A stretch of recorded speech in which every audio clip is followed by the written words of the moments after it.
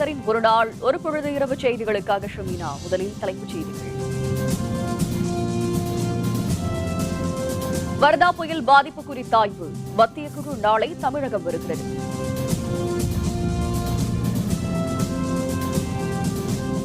தலைமைச் செயலகத்தில் நடைபெற்ற வருமான வரித்துறை சோதனை. அதிமுக எம்பி கண்டனம்.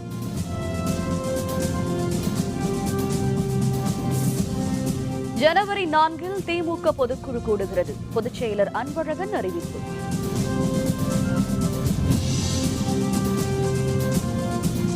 சாத்தூர் அருகே பட்டாசு ஆலை வெடி விபத்து. பலி எண்ணிக்கை 6 அதிகரிப்பு. வெடி விபத்தில் இறந்தவர்களுக்கு இழப்பீடு. குடும்பத்தில் ஒருவருக்கு அரசு வேலை. டாக்டர் பாரிவேந்தர் வலியுறுத்தல்.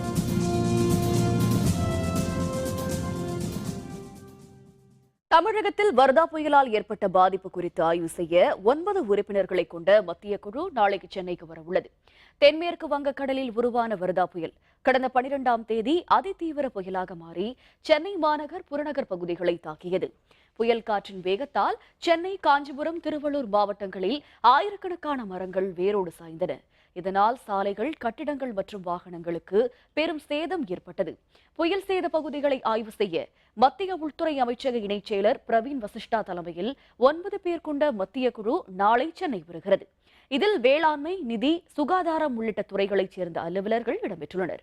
முதல்வர் பன்னீர்செல்வம், அமைச்சர்கள் மற்றும் வருவாய்த்துறை உயர் அலுவலர்களுடன் ஆலோசனை நடத்தும் மத்திய குழுவினர் நாளை மறுநாள் முதல் 3 நாட்களுக்கு பாதிக்கப்பட்ட பகுதிகளில் ஆய்வு நடத்த உள்ளனர்.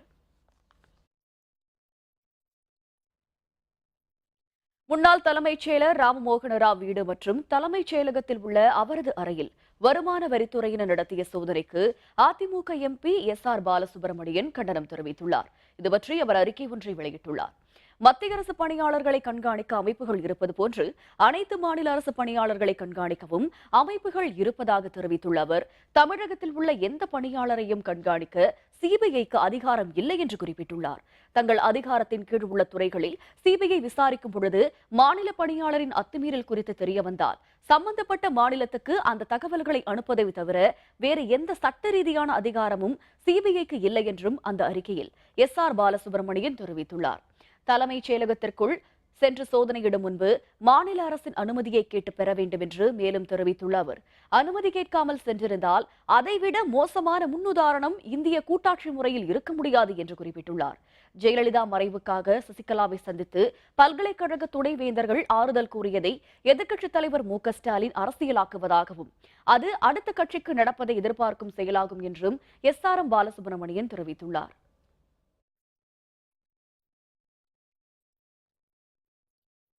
திமுக பொதுக்குழு ஜனவரி 4ஆம் தேதி நடைபெறும் என கட்சியின் பொதுச் செயலர் அன்பழகன் அறிவித்துள்ளார். இது தொடர்பாக அறிக்கை ஒன்றை அன்பழகன் வெளியிட்டுள்ளார். திமுக தலைவர் கருணாநிதி உடல்நலன் காரணமாக கடந்த 20ஆம் தேதி நடைபெறவிருந்த கட்சியின் பொதுக்குழு கூட்டம் ஒத்திவைக்கப்பட்டது. தற்பொழுது உடல்நலன் தேறி கருணாநிதி இல்லம் திரும்பியதை அடுத்து திமுக பொதுக்குழு வரும் 4ஆம் தேதி நடைபெறும் என அறிவிக்கப்பட்டுள்ளது. தேர்தல் ஆணையத்தின் அனுமதியுடன் சென்னை அறிவாலயத்தில் 4ஆம் தேதி காலை 9 மணிக்கு திமுக தலைவர் கருணாநிதி தலைமையில் பொதுக்குழு நடைபெறும் என தெரிவிக்கப்பட்டுள்ளது. இந்த கூட்டத்திற்கு வரும்பொழுது ஏற்கனவே அனுப்பப்பட்ட அழைப்பிதழை பொதுக்குழு உறுப்பினர்கள் தவறாமல் கொண்டுவர வேண்டும் என்றும் குறிப்பிடப்பட்டுள்ளது.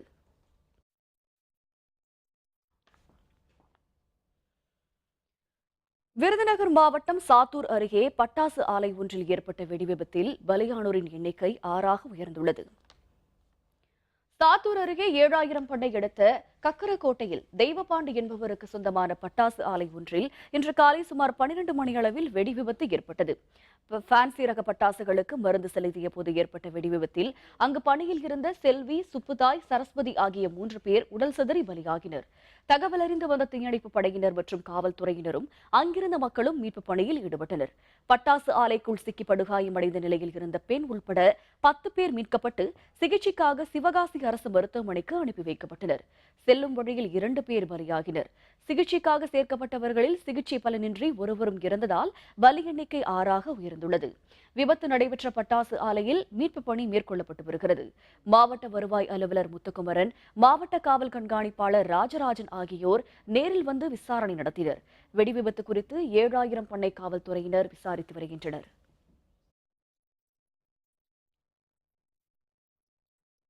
சாத்தூர் அருகே பட்டாசு ஆலை வெடிவிபத்தில் உயிரிழந்தோர் குடும்பத்தினருக்கு இரங்கல் தெரிவித்துள்ள இந்திய ஜனநாயக கட்சியின் நிறுவனர் தலைவரான டாக்டர் பாரிவேந்தர் இறந்தவர்களுக்கு உரிய இழப்பீட்டையும் அவர்களின் குடும்பத்தில் ஒருவருக்கு அரசு வேலையும் வழங்க வேண்டும் என்று கேட்டுக் கொண்டுள்ளார். இதுபற்றி அறிக்கை ஒன்றை டாக்டர் பாரிவேந்தர் வெளியிட்டுள்ளார்.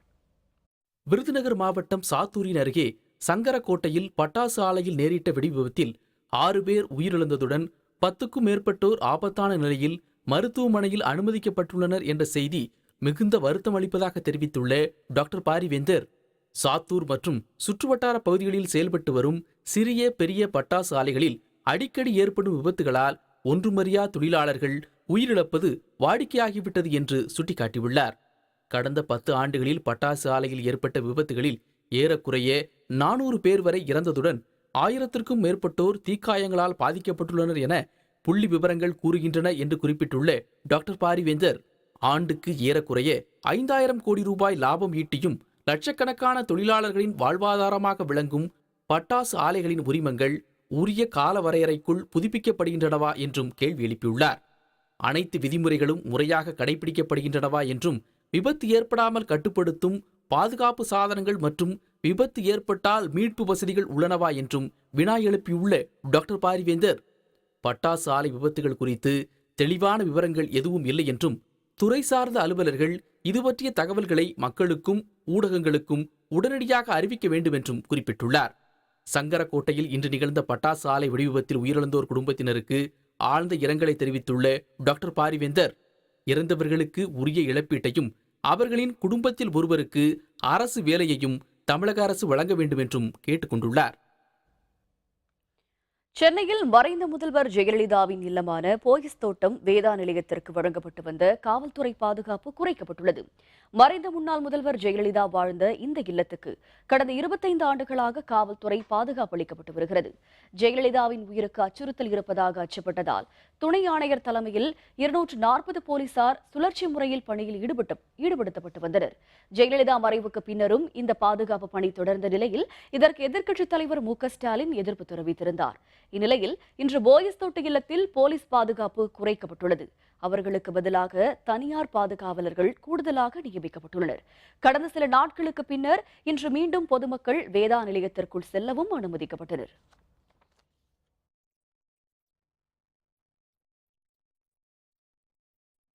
மத்திய அரசின் பணத்தாள் ஒழிப்பு நடவடிக்கை மூலம் கருப்பு பணம் முறைகேடுகள் அதிகரிக்கப்பட்டுள்ளதாகவும் இது பொருளாதார வளர்ச்சிக்கு எதிரானது என்றும் காங்கிரஸ் துணைத் தலைவர் ராகுல் காந்தி குற்றம் சாட்டியுள்ளார்.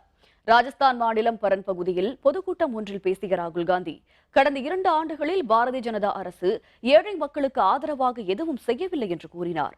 மோடி அரசின் புது பணத்தாள் கொள்கையால் ஏழைகள், பெண்கள் என அனைவரும் பாதிக்கப்பட்டுள்ளதாகவும் குறிப்பிட்டார்.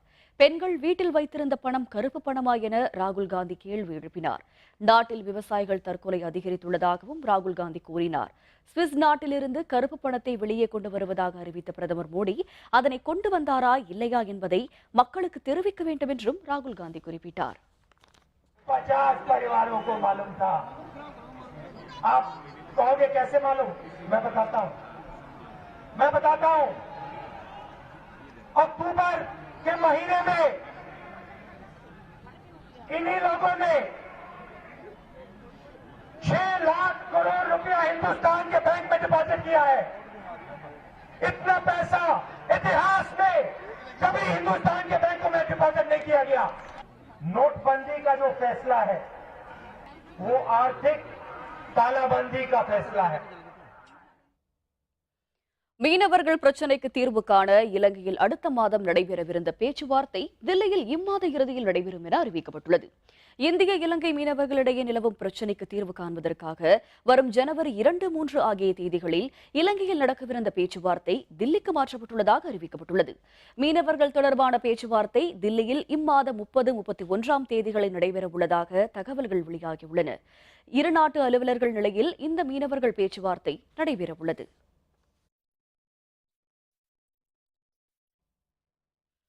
சபரிமலை அருள்மிகு ஐயப்பன் கோவிலில் நேரிட்ட கூட்ட நெரிசலில் சிக்கி 31 பேர் காயமுற்றதை அடுத்து பாதுகாப்பு ஏற்பாடுகள் அதிகரிக்கப்பட்டுள்ளன. உலக புகழ்பெற்ற அருள்மிகு சபரிமலை ஐயப்பன் கோவிலில் நடைபெற்ற 41 நாள் மண்டல பூஜை இன்றுடன் நிறைவு பெற்ற நிலையில் தமிழகம், ஆந்திரம், கர்நாடகம் உள்ளிட்ட அண்டை மாநிலங்களில் இருந்தும் வெளிநாடுகளில் இருந்தும் ஏராளமானோர் சபரிமலையில் குவிந்துள்ளனர். பம்பையிலிருந்து சபரிமலைக்கு புறப்பட்ட தங்க அங்கி ஊர்வலத்தை காண ஏராளமானோர் திரண்டதால் தள்ளுமுள்ளு ஏற்பட்டது. இதன் காரணமாக ஐயப்பன் ஆலயத்துக்கும் மாளிகைப்புறத்தம்மன் ஆலயத்துக்கும் இடையே ஏற்பட்ட கூட்ட நெரிசலில் சிக்கி 31 பக்தர்கள் காயமுற்றனர். அவர்களில் கவலைக்கிடமாக இருந்த 8 பேர் பத்தனம்திட்டா மருத்துவமனையில் சிகிச்சைக்காக அனுமதிக்கப்பட்டுள்ளனர். இந்நிலையில் விபத்து நடந்த பகுதிக்கு வந்த கேரள தேவசம் போர்டு அமைச்சர் கடகம்பள்ளி சுரேந்தர் விபத்து பற்றி கேட்டறிந்தார். விபத்து பற்றிய விசாரணைக்கு உத்தரவிடப்பட்டுள்ளதாகவும் அவர் தெரிவித்துள்ளார்.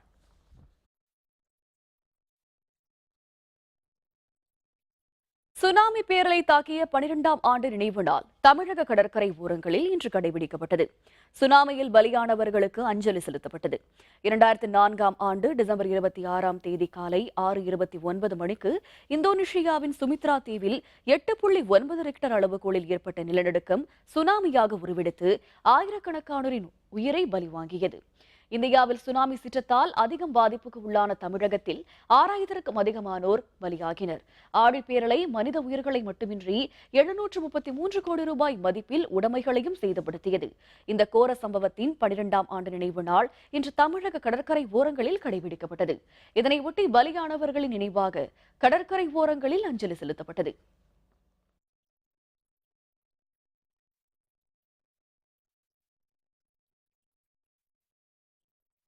சுனாமியின் 12ஆம் ஆண்டு நினைவு நாளை ஒட்டி உயிரிழந்தவர்களுக்கு அஞ்சலி செலுத்தும் விதமாக சென்னை மெரினாவில் ஏராளமானோர் பூக்கள் மற்றும் பால் குடங்களுடன் பேரணியாக சென்றனர். சென்னை மெரினா கடற்கரையில் அமைக்கப்பட்டுள்ள மணல் நினைவு சின்னத்தில் மெழுகுவர்த்தி ஏற்றியும் இறைப்பாடல்களை பாடியும் ஆழிப்பேரலையால் பலியானவர்களுக்கு அஞ்சலி செலுத்தப்பட்டது. தாங்கள் கொண்டு வந்த பூக்களை கடலில் கொட்டி உயிரிழந்தவர்களுக்கு கண்ணீர் அஞ்சலி செலுத்தினர். சுனாமி ஏற்படுத்திய தாக்கம் தங்களுடைய வாழ்நாளில் மறக்க முடியாத வடுவாக அமைந்துள்ளதாகவும் சொந்தங்களை இழந்து 12 ஆண்டுகளாக தவித்து வருவதாகவும் அவர்கள் தெரிவித்தனர். இனிமேலும் இதுபோன்ற இயற்கை பேரிடர்கள் ஏற்படக்கூடாது என இறைவனை வேண்டிக் கொள்வதாகவும் அவர்கள் கூறினர். இதேபோல் நாகப்பட்டினத்தில் மாவட்ட ஆட்சியர் அலுவலகத்தில் உள்ள சுனாமி நினைவு பூங்காவிற்கு பேரணியாக வந்த அமைச்சர் OS மணியன், ஆட்சியர் பழனிசாமி உள்ளிட்டோர் மலர் வளையம் வைத்து அஞ்சலி செலுத்தினர். இதனைத் தொடர்ந்து பள்ளி மாணவ மாணவிகளும் மலர் தூவி அஞ்சலி செலுத்தினர். சுனாமி நினைவு நாளை ஒட்டி வேளாங்கண்ணி பேராலயத்தில் நடைபெற்ற சிறப்பு திருப்பலியில் ஏராளமானோர் பங்கேற்றனர். 1000க்கும் அதிகமானோரை அடக்கம் செய்த இடத்தில் அமைக்கப்பட்டுள்ள சுனாமி நினைவு தூண் அருகே திரளானோர் மெழுகுவர்த்தி ஏந்தி அஞ்சலி செலுத்தினர். தரங்கம்பாடி, திருமுல்லைவாசல், பூம்புகார், பழையாறு உள்ளிட்ட கிராமங்களிலும் நடைபெற்ற ஏராளமானோர் நினைவு அஞ்சலி நிகழ்ச்சியில் பங்கேற்றனர்.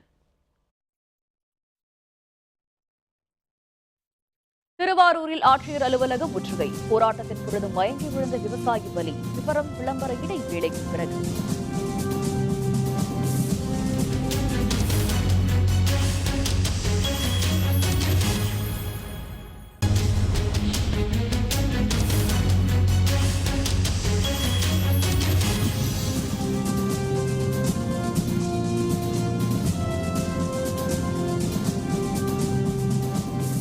செய்திகள் தொடர்கின்றன.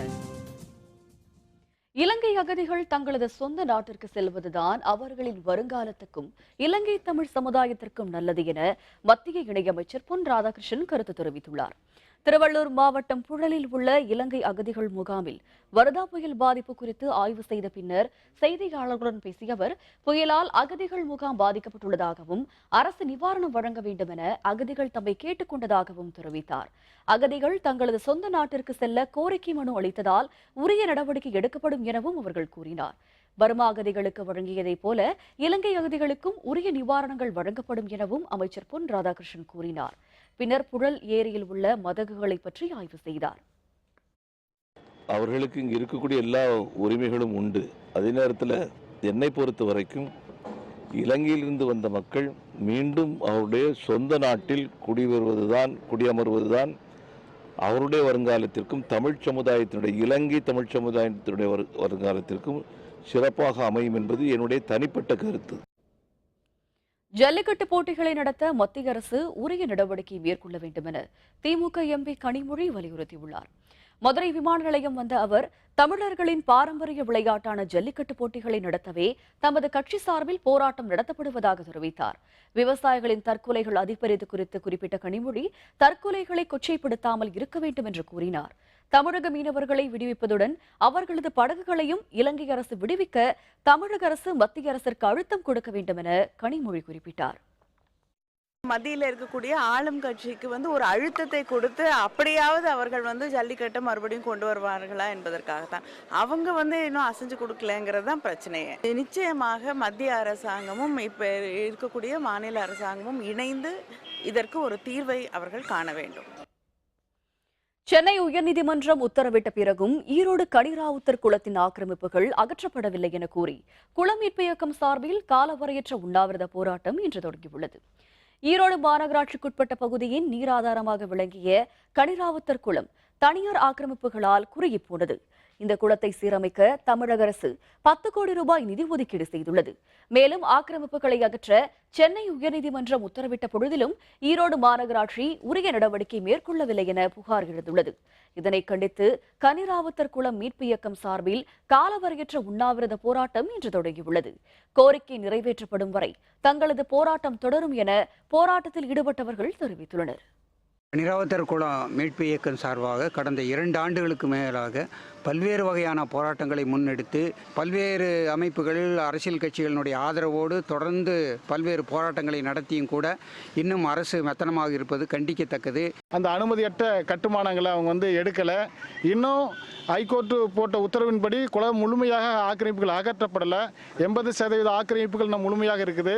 அந்த நிதி ஒதுக்கப்பட்ட நிதியை பெற்றுக்கொண்டு தூர்வாருகின்ற பணியையும் மாநகராட்சியும் செய்யலை, ஆட்சியாளர்களும் செய்யலை. தமிழகத்தை வறட்சி பாதித்த மாநிலமாக அறிவிக்க வலியுறுத்தி திருவாரூர் மாவட்ட ஆட்சியர் அலுவலகத்தை முற்றுகையிட்டு ஆர்ப்பாட்டத்தில் ஈடுபட்ட பொழுது விவசாயி ஒருவர் மயங்கி விழுந்து பலியான சம்பவம் அதிர்ச்சியை ஏற்படுத்தியுள்ளது. தமிழகத்தை வறட்சி மாநிலமாக அறிவிக்க வேண்டும், உயிரிழந்த விவசாயிகளின் குடும்பங்களுக்கு தலா 25 லட்சம் ரூபாய் இழப்பீடு வழங்க வேண்டும், சம்பா பயிர் பாதிக்கப்பட்ட விவசாயிகளுக்கு ஏக்கர் ஒன்றுக்கு 30,000 ரூபாய் வழங்க வேண்டும் என்பன உள்ளிட்ட பல்வேறு கோரிக்கைகளை வலியுறுத்தி இந்திய கம்யூனிஸ்ட் கட்சி சார்பில் திருவாரூர் மாவட்ட ஆட்சியர் அலுவலகத்தை முற்றுகை ஆர்ப்பாட்டத்தில் ஈடுபட்டனர். இந்நிலையில் முத்துப்பேட்டை ஒன்றியம் கோவிலூரைச் சேர்ந்த மகாலிங்கம் என்ற விவசாயி போராட்டத்தில் ஈடுபட்டிருந்த பொழுது திடீரென்று மயங்கி கீழே விழுந்தார். விவசாயி மகாலிங்கத்தை சிகிச்சைக்காக திருவாரூர் அரசு மருத்துவக் கல்லூரி மருத்துவமனைக்கு அனுப்பி வைத்தனர். மகாலிங்கத்தை பரிசோதனை செய்ததில் அவர் ஏற்கனவே உயிரிழந்து விட்டதாக மருத்துவர்கள் தெரிவித்தனர். பல ஆயிரக்கணக்கான பேர்கள் இன்றைக்கு மறியல் போராட்டத்திலே ஆண்கள் பெண்கள் அனைவரும் கலந்து கொண்டார்கள். அவர் மரணமடைந்து விட்டார்கிற ஒரு துயர செய்தி இருந்து கொண்டிருக்கிறது. பொதுவாக இதுபோல பல விவசாயிகள் நம்முடைய அதிர்ச்சியிலே இறந்து கொண்டிருக்கிறார்கள். ஆக அரசாங்கம் இது முதல்ல கவனத்தில் எடுத்துக்கொண்டு அதுக்குரிய நடவடிக்கை எடுக்க வேண்டும் என்று கேட்டுக்கொள்கிறேன். தமிழகத்தின் பல பகுதிகளிலும் வறட்சியால் பாதிக்கப்பட்ட பயிர்களுக்கு இழப்பீடு வழங்க வலியுறுத்தி விவசாயிகள் போராட்டத்தில் ஈடுபட்டனர். திருநெல்வேலி மாவட்டத்தில் பருவமழை பொய்த்து போனதால் விவசாயம் பாதிக்கப்பட்டு நஷ்டம் ஏற்பட்டுள்ளது. இதனால் மாவட்டத்தில் உள்ள சங்கரன் கோவில், களக்காடு, அம்பாசமுத்திரம், தென்காசி, ஆலங்குளம் உள்ளிட்ட பல பகுதிகளிலும் விவசாயிகள் பாதிக்கப்பட்டுள்ளனர். பாதிக்கப்பட்ட விவசாயிகள் காய்ந்த பயிர்களுடன் திருநெல்வேலி மாவட்ட ஆட்சியர் அலுவலகத்துக்கு வந்து முற்றுகை போராட்டத்தில் ஈடுபட்டனர். ஏக்கர் ஒன்றுக்கு 25,000 ரூபாய் இழப்பீடாக வழங்குமாறு கோரினர். இதேபோன்று பீடி தொழிலாளர்களும் தங்களது சம்பள பாக்கியை வழங்க நடவடிக்கை எடுக்க வேண்டும் என்று வலியுறுத்தினர். இதேபோன்று சேலம் மாவட்டத்தில் வறட்சியால் பாதிக்கப்பட்ட பயிர்களுக்கு உரிய இழப்பீடு வழங்க வேண்டும் என்று மாவட்ட ஆட்சியர் அலுவலகத்தை முற்றுகையிட்டு விவசாயிகள் போராட்டத்தில் ஈடுபட்டனர்.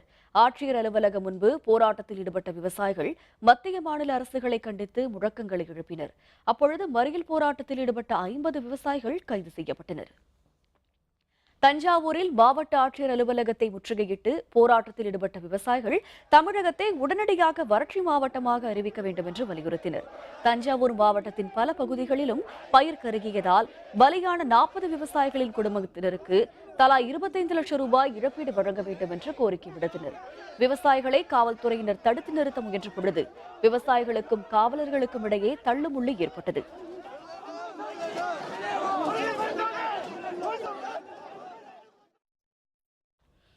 திருச்சி மாவட்டம் உறையூர் பகுதியில் தனியார் வங்கி அருகே உள்ள சாக்கடையில் 1000 ரூபாய் தாள்கள் துண்டு துண்டாக வெட்டப்பட்டு போடப்பட்டிருந்ததை கண்ட மக்கள் வேதனை தெரிவித்துள்ளனர்.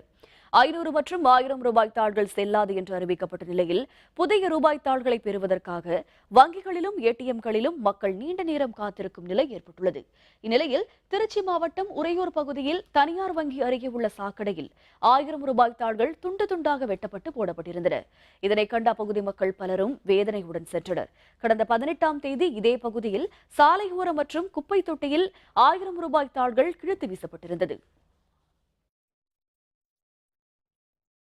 கன்னியாகுமரி மாவட்டம் அகதீஸ்வரம் அருகே ரயில்வே கேட் பகுதியில் கட்டப்பட்ட தடுப்புச் சுவற்றை உடைத்த மக்கள் மீண்டும் பாதை ஏற்படுத்தியதால் பதற்றம் ஏற்பட்டுள்ளது. அகதீஸ்வரத்தை அடுத்த இடையன்குடி பகுதியில் உள்ள ரயில்வே கேட் பாதையை இடையன்குடி, சந்தையடி, ஈதன்விளை உள்ளிட்ட 15க்கும் அதிகமான கிராம மக்கள் பயன்படுத்தி வந்தனர். கடந்த சில மாதங்களுக்கு முன்னர் அந்த பாதையை அடைக்க ரயில்வே நிர்வாகம் முயன்ற நிலையில் மக்கள் எதிர்ப்பால் கைவிடப்பட்டது. இந்நிலையில் நேற்று இரவில் அப்பாதை திடீரென்று அடைக்கப்பட்டதால் மக்கள் போராட்டத்தில் ஈடுபட்டனர். தகவல் அறிந்து அங்கு வந்த அதிமுக எம்பி விஜயகுமாரிடம் மக்கள் முறையிட்டனர். அவர் முன்னிலையில் தடுப்பு சுவற்றை உடைத்த மக்கள் பாதையை திறந்துவிட்டனர். இதன் காரணமாக அப்பகுதியில் பதற்றம் ஏற்பட்டதால் அதிக எண்ணிக்கையில் காவல்துறையினர் குவிக்கப்பட்டுள்ளனர். ராமநாதபுரத்தை அடுத்த ரெகுநாதபுரம் ஸ்ரீ வல்லபை ஐயப்பன் ஆலயத்தில் மண்டல பூஜையை ஒட்டி நடைபெற்ற பேட்டை துள்ளல் ஆராட்டு நிகழ்ச்சியில் ஏராளமான பக்தர்கள் கலந்து கொண்டனர். ரெகுநாதபுரம் ஸ்ரீ வல்லபை ஐயப்பன் ஆலயத்தில் மண்டல பூஜை விழா கடந்த 16ஆம் தேதி காப்பு கட்டுதலுடன் தொடங்கியது. இந்த ஆலயத்தில் மண்டல பூஜை இன்று அதிகாலை கணபதி ஹோமத்துடன் தொடங்கியது. பின்னர் ஆலயத்தில் இருந்து 1000க்கும் மேற்பட்ட பக்தர்கள் உடல் முழுவதும் வண்ண பவுடர்களை பூசிக்கொண்டு செண்டை மேளங்கள் முழங்க பேட்டை துள்ளல் நடைபெற்றது. இதனையடுத்து ஸ்ரீ வல்லபை ஐயப்பனுக்கு பால், சந்தனம், மஞ்சள் உள்ளிட்ட 16 வகையான பொருட்களை கொண்டு ஆராட்டு நிகழ்ச்சி நடைபெற்றது. இந்நிகழ்ச்சியில் ஏராளமான பக்தர்கள் கலந்து கொண்டு ஐயப்பனை வழிபட்டனர். பிலிப்பைன்ஸை தாக்கிய நாக்டன் புயல், மக்களின் இயல்பு வாழ்க்கை பாதிப்பு. விளம்பர இடைவேளைக்கு பிறகு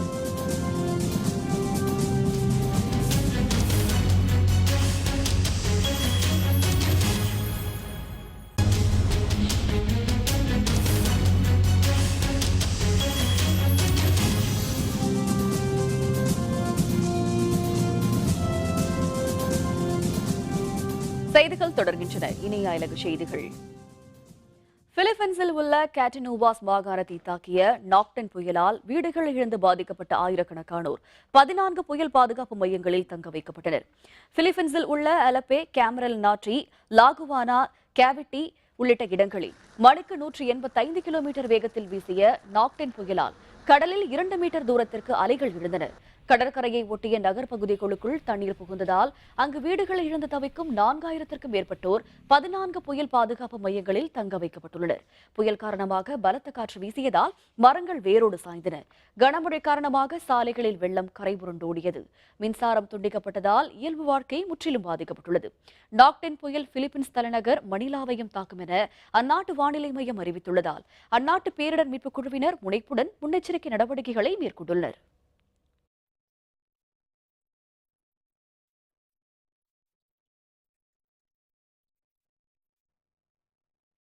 மீண்டும் தலைப்புச் செய்திகள். வர்தா புயல் பாதிப்பு குறித்த ஆய்வு, மத்திய குழு நாளை தமிழகம் வருகிறது.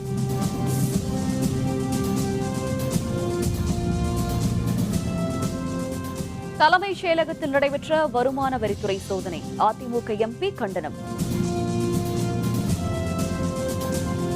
ஜனவரி 4 திமுக பொதுக்குழு கூடுகிறது, பொதுச் செயலர் அன்பழகன் அறிவிப்பு.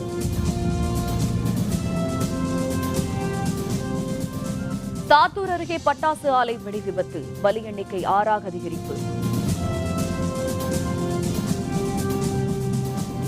வெடி விபத்தில் இறந்தவர்களுக்கு இழப்பீடு, குடும்பத்தில் ஒருவருக்கு அரசு வேலை, டாக்டர் பாரிவேந்தர் வலியுறுத்தல். இத்துடன் வேந்தரின் ஒரு நாள் ஒரு பொழுது இரவு செய்திகள் நிறைவடைந்தன. மீண்டும் இரவு 10 மணிக்கு கண்ணுறவும் வேளை இரவு செய்திகளை சந்திப்போம். வணக்கம்.